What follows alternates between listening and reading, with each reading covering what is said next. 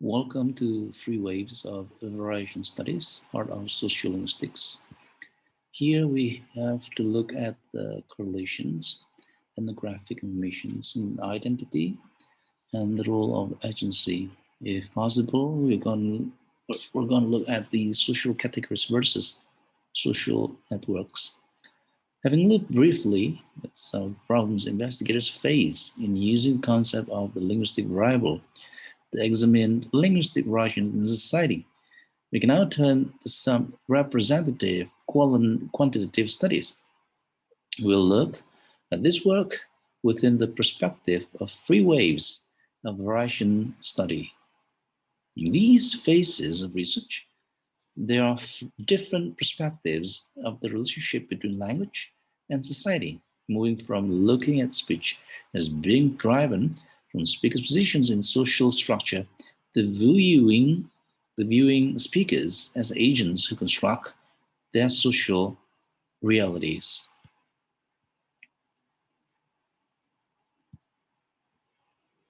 So the first wave of variation studies.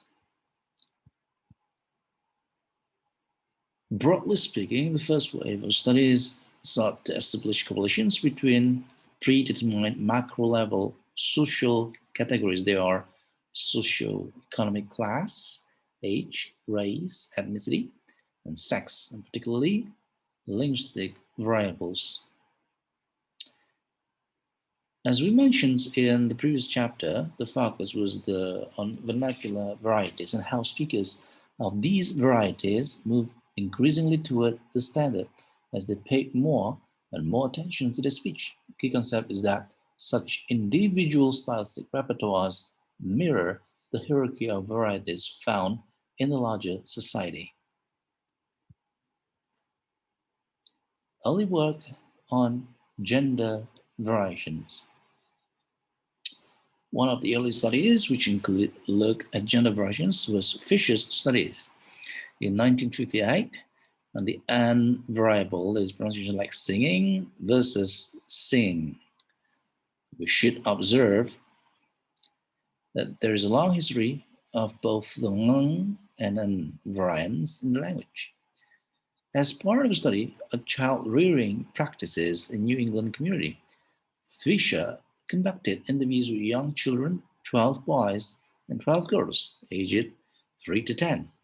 He noted their use in ing and end in a very formal situations during the administrations of the thematic apperception test, in less formal interview, and in informal situations in which the children discussed recent activities.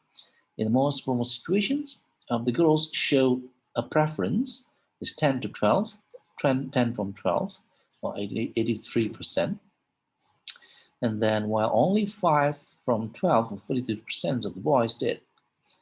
Fisher also compared the use of and of a boy described by his teachers as a model boy with that of a boy described as typical boy.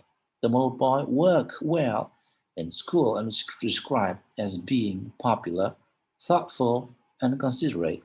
The typical boy was described as being strong, mischievous, and apparently unafraid of being caught doing something he should not be doing. In the most normal situations, these two boys produced the percentages of being and in reported in the figure. So this is the figure. Model boy, typical boy, and then most formal interview, and informal interview.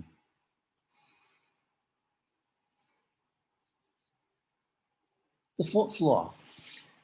Another first wave study, perhaps the most well known of all, is Lebow's small scale investigations of the R variable. Lebov believed that R pronunciations after vowels was being reintroduced into New York speech from above, was a feature of the speech of younger people rather than the older people, was more likely to occur at the formality level in speech in Greece, as would be more likely at the ends of words, flaw, than before consonants, fourth. He set out to test these hypotheses by walking around 3 New York City department stores like Saks, Macy's, and S. Klein. So these are the percentage of R used in 3 New York City department stores. All R, we have 32% in Saks, Macy's 31%, and S Client is 17%, and Smart is 30%, Macy's 20%, and S Client is 4%. Noir is 38%, 49% for Macy's, and 79% for S Client. Number is 68% for Saks, Macy's 135%, and S Client is 71%.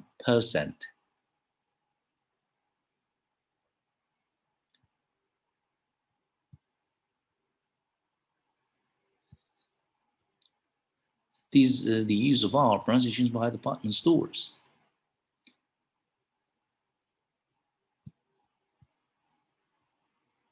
So far as the positions of occurrence of R pronunciation was concerned, before consonants versus verb final as first response versus repeated response, Labov found the distribution reported in the figure. This figure shows that R pronunciations was favored in Saks to a greater extent than in Macy's, but much less so in Client as Client. Careful repetitions of the utterance nearly always increase R pronunciations and pronunciations of the R was found more often in floor than in fourth in all circumstances. Labov did not test his findings for statistical significance, but the data clearly reveal the patterns just mentioned. And these are the pronunciations of R New York City by social class and style and speech. A further analysis of the department store data showed that in Saks it was older people who use R pronunciation less. However, the data from S Client on this point were quite inconclusive, and the result from Macy's pointed in the directions completely opposite that predicted R pronunciation actually increased with age. Labov makes much of this phenomenon of hypercorrections, particularly because it appears to relate to changes taking place in language. However, a word of caution is necessary. Such displays, as we find in the figure, in this figure, displays of group means. We have no information about the amount of variance about the means, so we cannot be sure how comparable they are. We do know they are based on quite small number of informants in each case. In addition, we cannot be sure that any two means which differ do so significantly in the statistical sense. The crossover shown in Figure 7.4 could theoretically at least be a result of the way the data have been treated. However, the fact that it occurs for both lists and pairs provides us with some assurance of the correctness of Labov's claim. Percentage of use of in 4 contextual styles of speech in Norwich.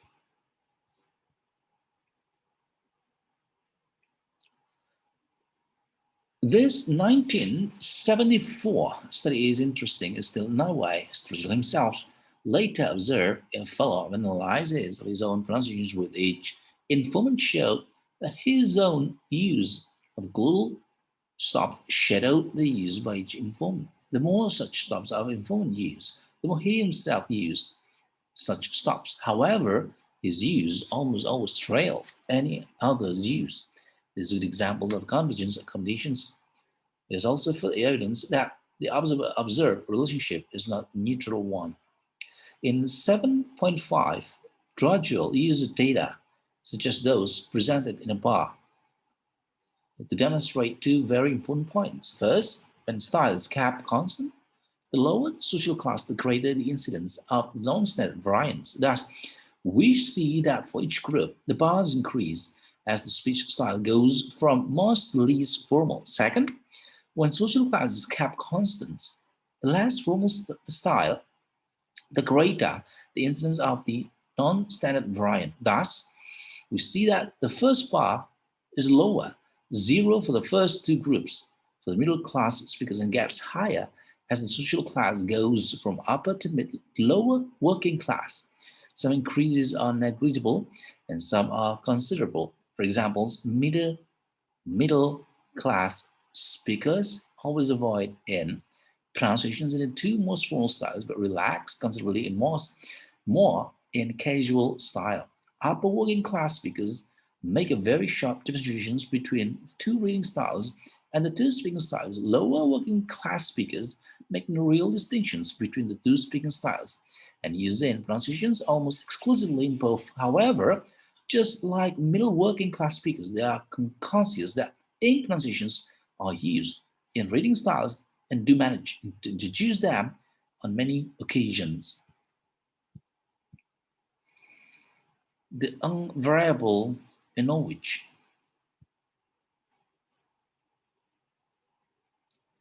The table shows a further breakdown by gender of subject performance on the unvariable with score 00000, indicating exclusive use of and a score of 100 indicating exclusive use of Since the number of performances in each cell is quite small, there's no perfect linear change by gender across the social classes, but we can see that women have lower scores on the whole, indicating use of the more formal variant, that scores become higher as social class becomes lower, indicating more use of the informal variant by speakers assigned to lower class social class categories.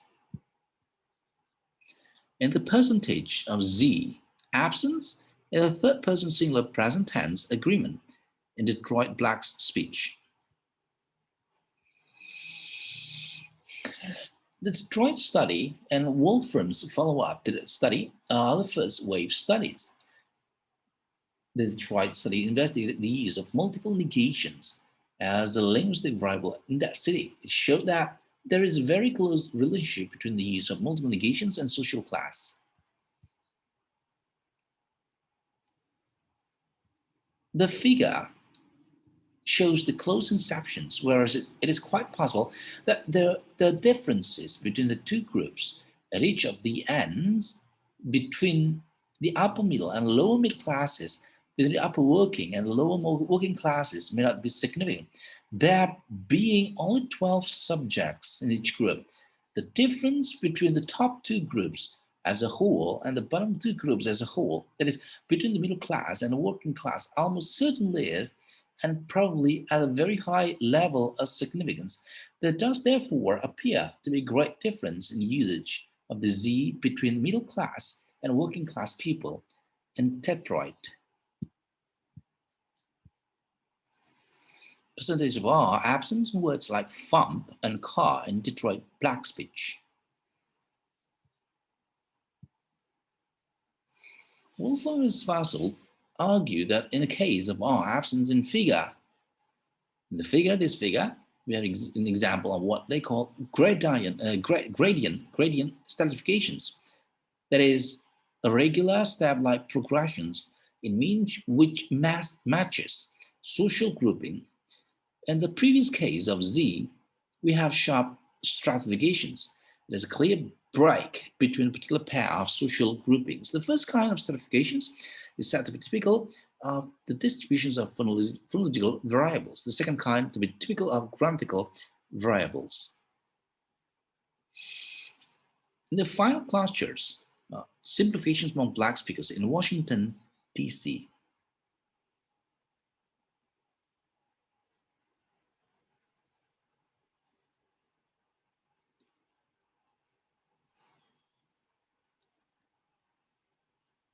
Wolfram and Fassel point out that the constraint of appearing before a non-vowel has a greater effect than the constraint of appearing after a sonorant. That is, appearance of the stop before non-vowel leads to a greater amount of deletions than appearance after sonorant. When both constraints are present, we find the highest percentage of deletions. In final clusters, also find that one. And lastly, the variety of English in cluster simplifications, final cluster simplifications, and several varieties of English.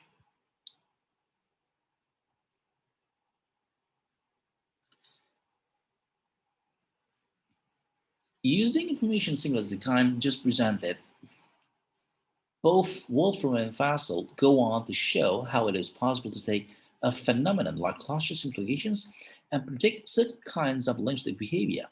They distinguish between speakers with standard English, white non-standard English, and what they call vernacular black English.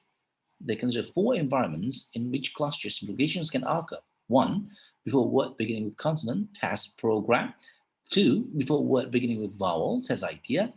Three, before a suffix such as ing, testing. And four, involving the final consonants other than, for example, k, before a suffix such as risking, ing, risking.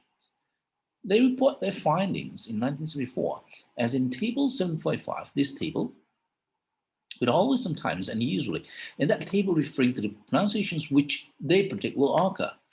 According to such display, Taz's idea is not a feature of standard English.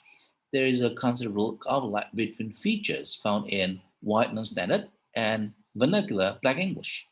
But it is only in later that you find testing and risking, task program, or task program.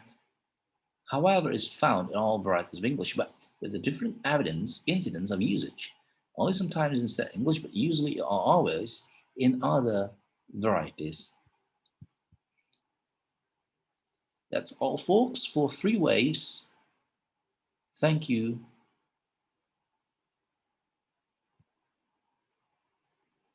very much.